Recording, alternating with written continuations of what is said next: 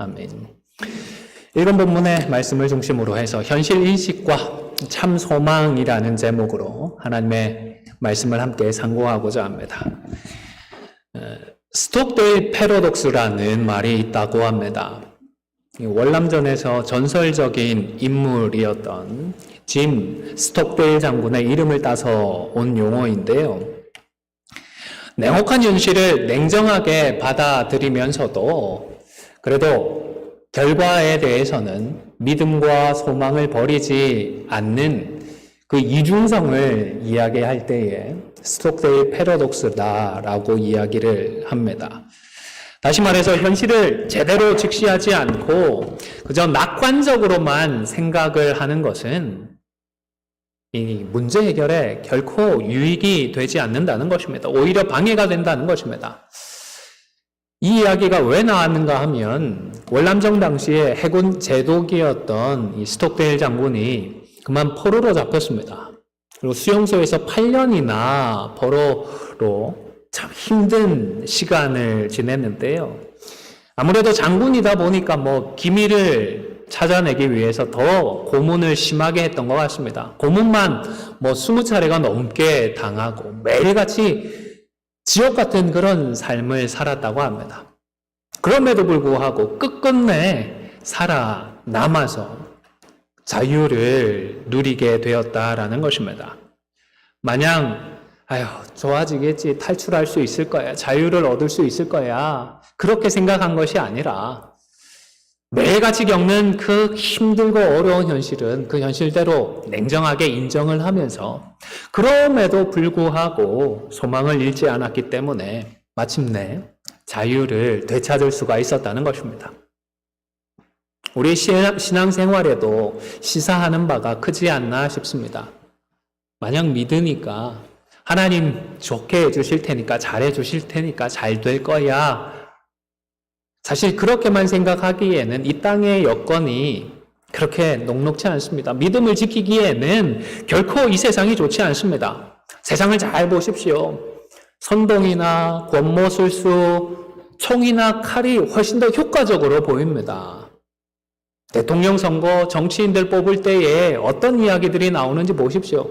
그냥 사실만 나오지 않습니다. 온통 거짓된 이야기들, 모략하는 얘기들, 중상하는 이야기들. 그것도 모자라서 러시아는 우크라이나를 침공을 했습니다. 원하는 게 있으면, 바라는 게 있으면 외교적으로 풀어나가는 것이 아니라 탱크를 앞세우고 미사일을 앞세워서 무력으로 뜻을 이루려고 하는 것입니다. 이런 세상 앞에서 우리 성도들은 힘도 없어 보입니다. 너무 무력해 보입니다. 우크라이나 성도들이 335 모여서 나라를 위해서 기도하는 모습을 보면서 참 가슴이 아프면서도 마음 한켠으로는 하나님께서 하시겠지만 우리가 참 이렇게 사실은 무력한 존재이구나. 우리가 할 수 있는 것이 많지 않구나라는 생각을 하기도 합니다. 초대교회와 초대교회 성도들도 생각을 해보시기를 바랍니다. 세상을 향하여서 무슨 잘못을 했나요? 나쁜 짓을 했나요?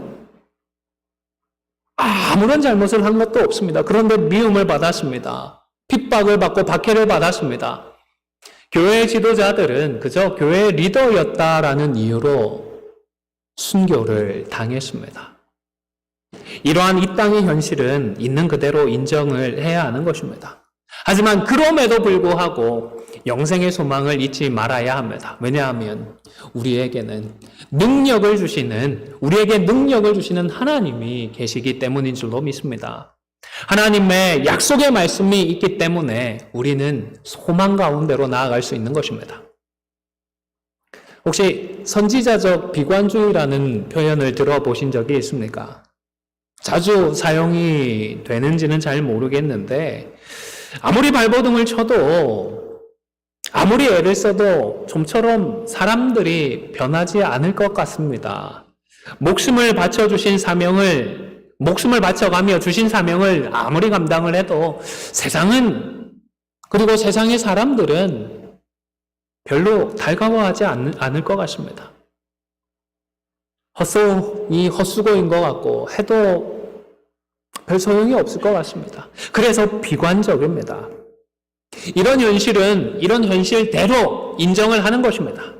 그럼에도 불구하고 합력하여 선을 이루실 하나님을 믿기에 절망하거나 낙담하지 않고 포기하지 않고 오히려 소망 가운데로 나아갈 수가 있는 것입니다.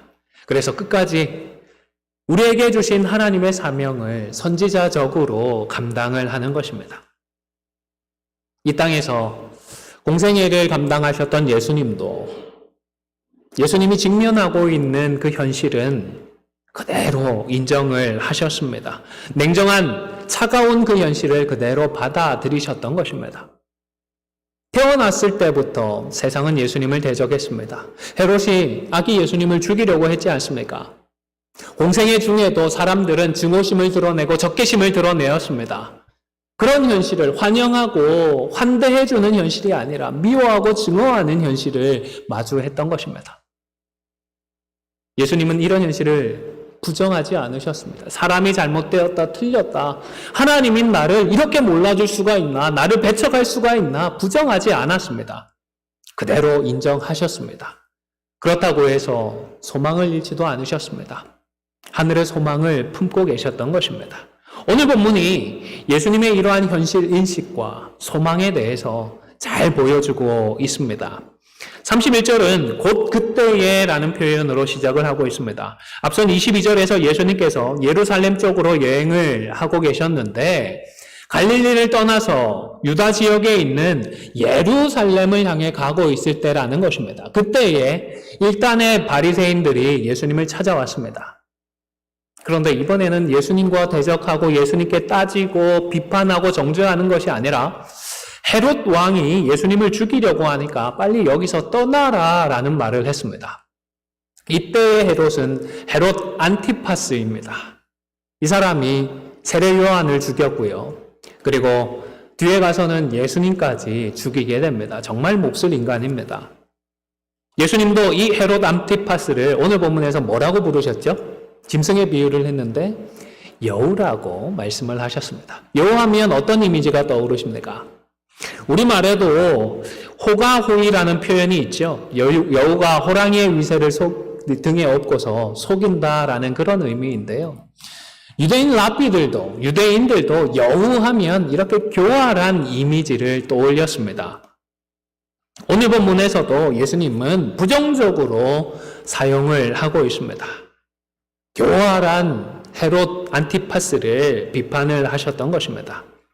이 교활한 헤롯이 교묘하게 지금 계략을 꾸미고 예수님을 죽이려고 하고 있다라는 사실을 알려주었던 것입니다. 그런데 여러분, 이 바리새인들이 어떤 사람입니까? 예수님과 사이가 좋았나요? 나빴나요? 나빴습니다. 안 좋았습니다. 어떻게 죽일까까지 고민을 했던 사람들입니다. 그런데 이런 바리새인들이 예수님을 찾아왔습니다. 그리고는 헤롯이 당신을 죽이려고 하니까 빨리 여기에서 도망을 쳐라 이야기를 해 주었던 것입니다. 물론 바리새인이라고 해서 다 예수님을 대적하고 예수님을 죽이려고 하지는 않았겠지요. 바리새인들 중에 일부이거나 아니면 상당수의 바리새인들이 예수님을 대적했을 것입니다. 그리고 최소한 주도적이고 리더급이 되는 바리새인들은 예수님을 대적하는 일에 적극적이었던 것 같습니다. 그런데 오늘 본문은 이상하게도 이런 바리새인들이 마치 예수님을 좀 도와주려고 하는 것처럼 헤롯의 음모를 미리 알려주고 있었다라고 기록을 하고 있는 것입니다. 만약 그렇다면 오늘 본문의 이 바리새인들은 예수님에 대해서 호기를 가진 바리새인들일 수 있습니다. 아니면 뭐라고 할까요? 적은 뭐라고요? 적은 같은 편이다 이야기를 하니까 그래서일까요? 아마도 이들은 중립적인 입장에 있는 바리새인들이 아니었을까 싶습니다.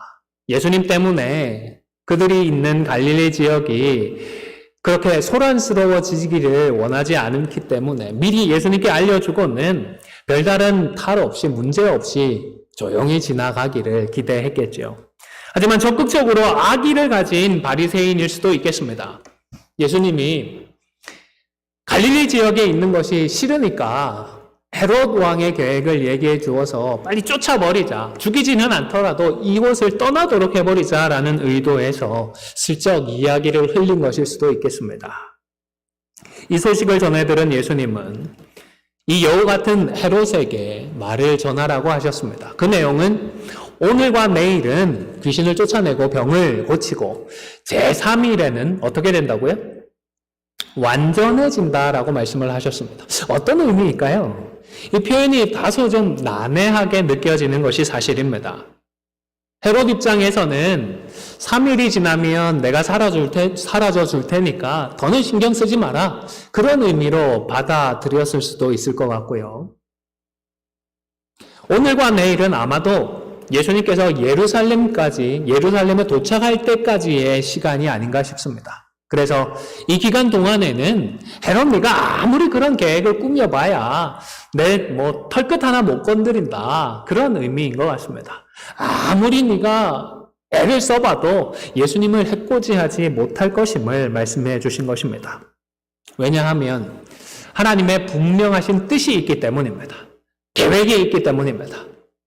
그래서 그 계획에 따라서 하나님께서 정하신 제3일이 되면 그 정해놓으신 예루살렘에서 이미 성경을 통해 예언을 해두셨던 그 나무 십자가를 통하여서 마침내 완전해지실 것을 말씀해 주셨던 것입니다.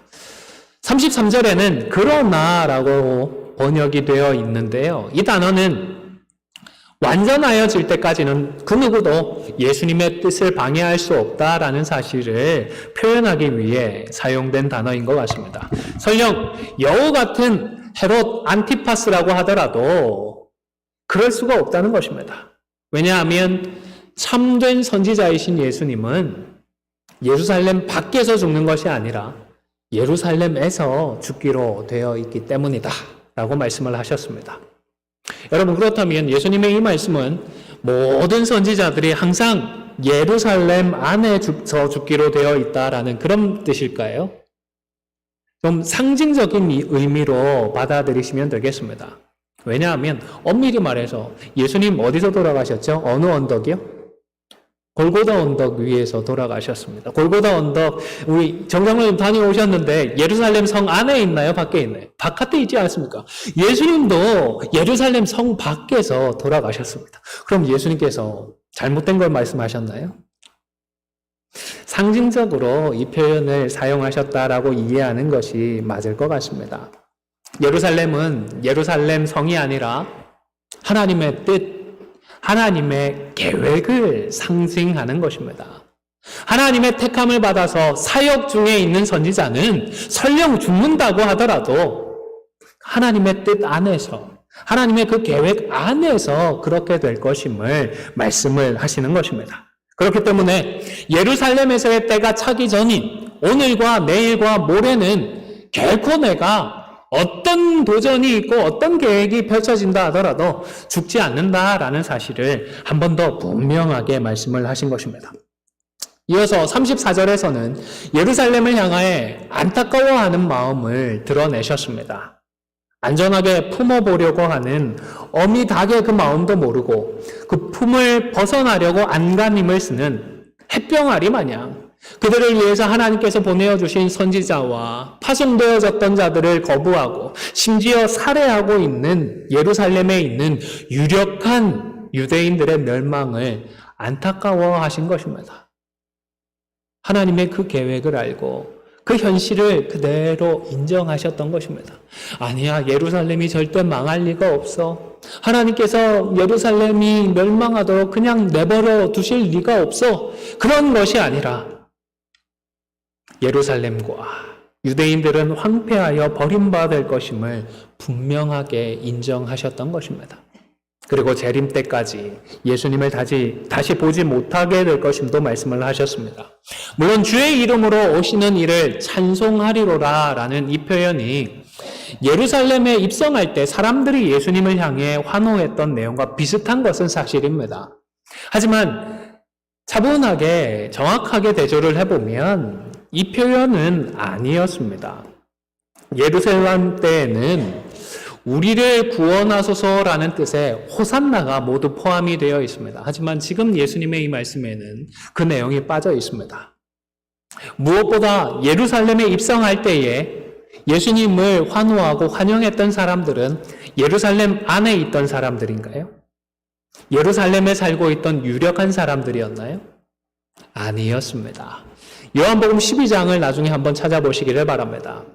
호산나를 외치며 예수님을 환영하고 연호를 외쳤던 사람들은 명절에 온 큰 무리다라고 요한이 기록을 해뒀습니다.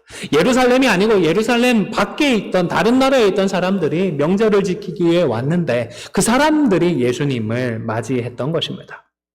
따라서 35절의 말씀은 예루살렘 입성에 대한 말씀이 아니라 재림의 때를 의미하는 말씀인 것입니다.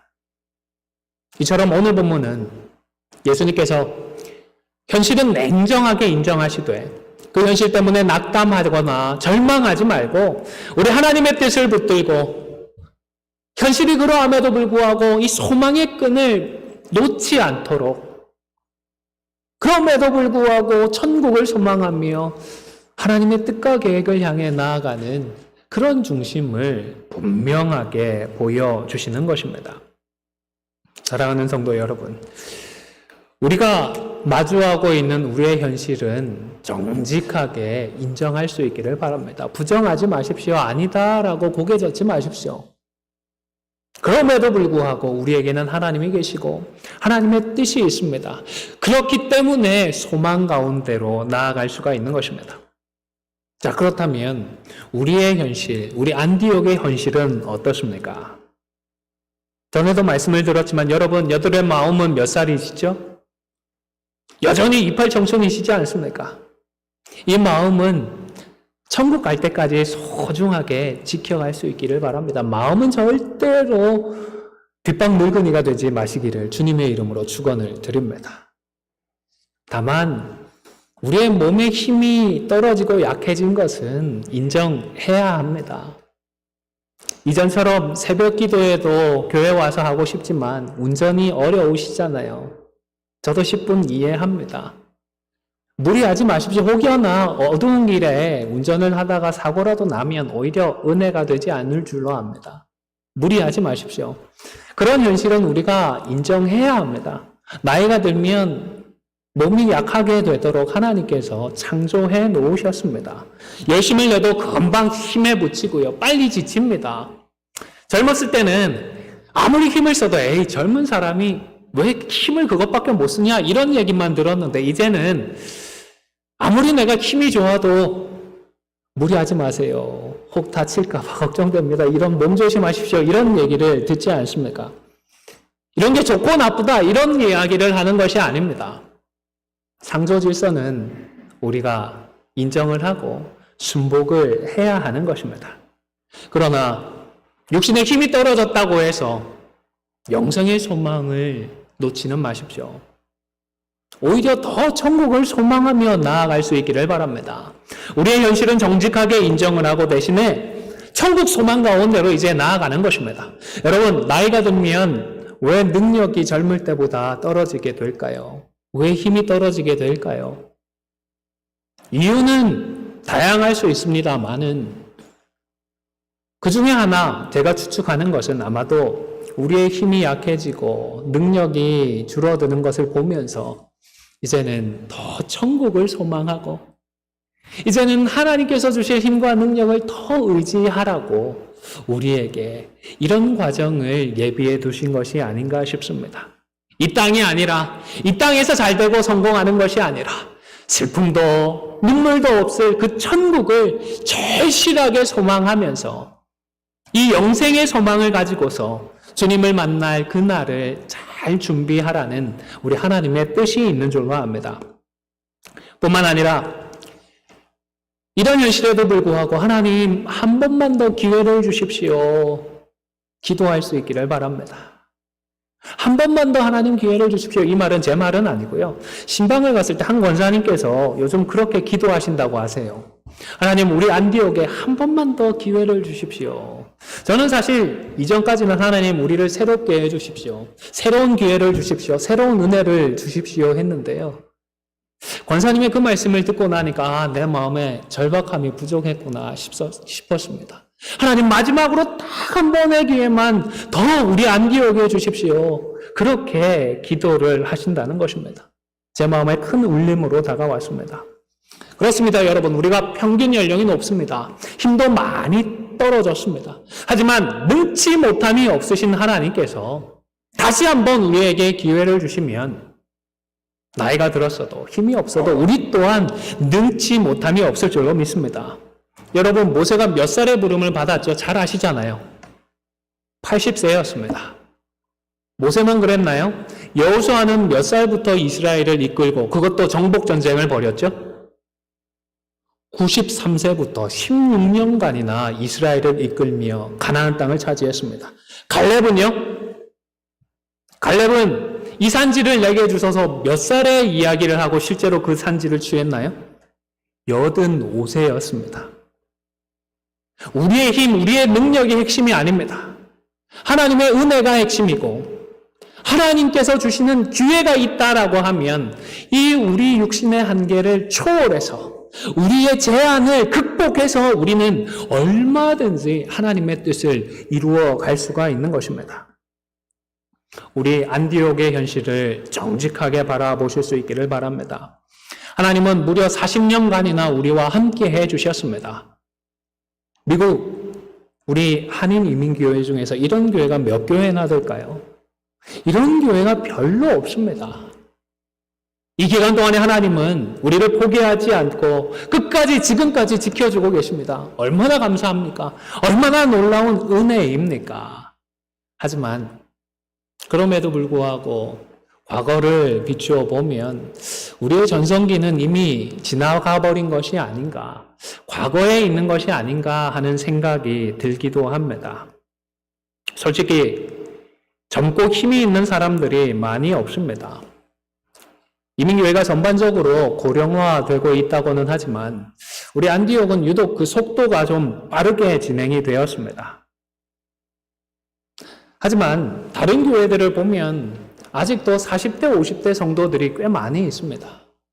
그렇다면 우리가 고령화가 다른 교회보다 빠른 그 이유를 찾고 해결을 하면 이 속도는 우리도 늦추면서 아직도 주님을 믿지 않는 이 미주 지역의 한인들을 향하여서 복음으로 섬길 수 있지 않겠습니까? 택한 그 영혼들을 주님 품으로 다시금 인도하는 일을 우리도 감당할 수 있지 않겠습니까? 물론 지금처럼 우리들끼리 잘 지내고 예배 잘 드리고 하면 될 것입니다.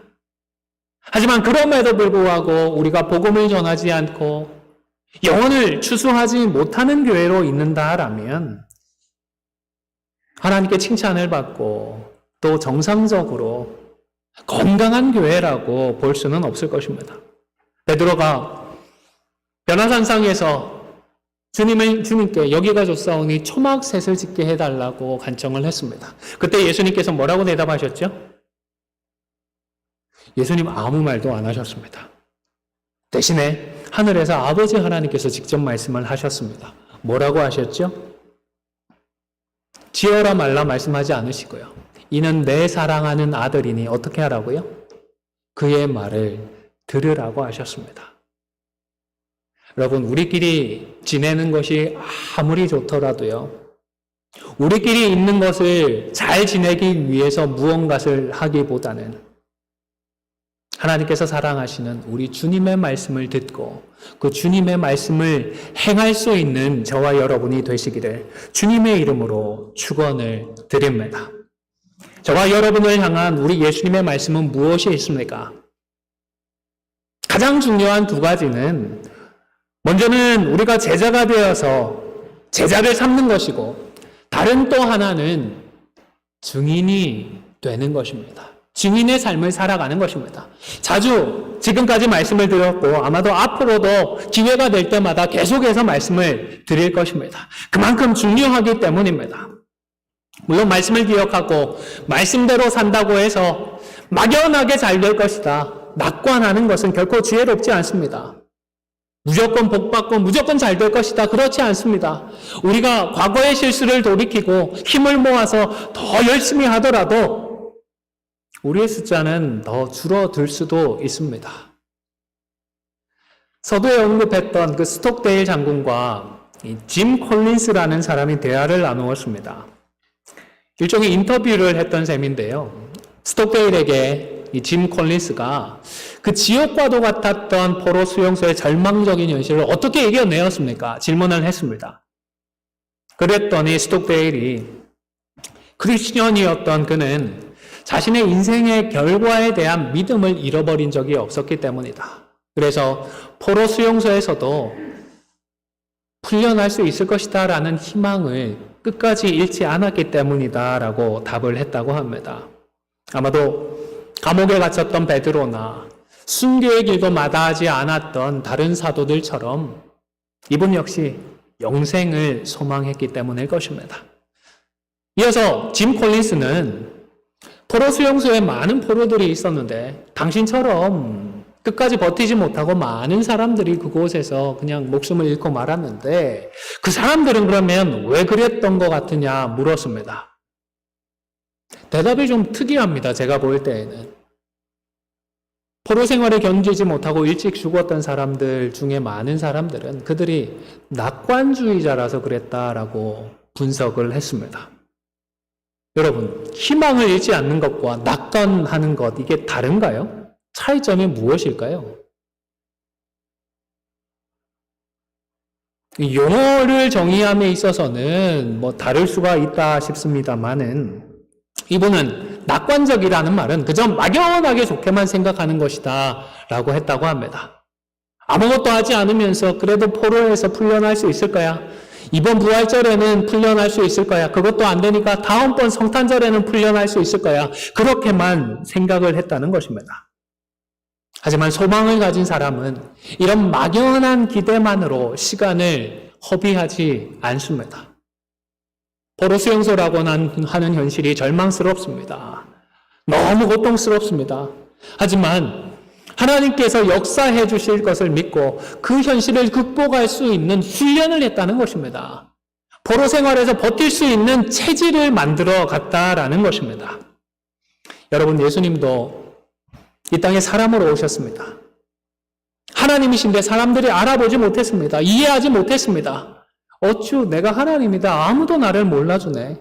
이건 뭐가 잘못돼도 단단히 잘못되었다. 그러지 않으셨습니다. 그런 현실을 그대로 인정하시고 받아들이셨던 것입니다. 그리고는 그럼에도 불구하고 하나님의 뜻이 있기 때문에 하나님께서 나를 내버려 두지 않을 것이다. 헤롯도 나를 해코지할 수 없을 것이다. 믿고 주신 사명을 감당하며 나아가고자 했던 것입니다. 예수님 이 과정에서 어떻게 하셨습니까? 기회가 될 때마다 그 고단하고 피곤한 상황에서도 시간을 따로 내셨습니다. 새벽 일찍 자주 일어나셔서 기도하셨습니다. 하나님이시면서도 이 땅에 오셔서 말씀을 읽고 그 말씀을 기억하기를 게을리하지 않으셨습니다. 성전에 가셨을 때에, 어렸을 때에 율법 교사들과 토론을 하면서도 인정을 받을 정도였습니다. 예수님께서 사역을 하시고 지난 시간에 살펴보았듯이 사단을 대적하고 그들의 시험을 이겨내실 때에도 당신의 지혜가 아니라 하나님의 말씀으로 무장하고 대적하고 승리를 하셨던 것입니다. 하나님이시지만 사람의 몸으로 오셨기 때문에 이 땅의 냉혹한 현실을 극복할 수 있는 영적으로 강인한 그 체질로 예수님은 훈련을 하셨던 것입니다. 바라기는 저와 여러분도 우리의 이 현실을 극복할 수 있는 강인한 체질로 잘 훈련해 가실 수 있기를 주님의 이름으로 축원을 드립니다. 분명한 것은 우리가 기도하면서 겸손하게 말씀에 따르게 되면 하나님께서 합력하여 선을 이루어 주실 것입니다. 하지만 다시 말씀드리지만 막연한 기대를 갖지 않은 말은 아닙니다. 합력하여 선을 이룬다는 이 말씀은 아무리 어렵고 힘든 일이 있더라도 결국은 나에게 좋은 일이 있을 것이야. 나에게 복된 결과가 있을 것이야. 그런 말을 하는 것이 아닙니다.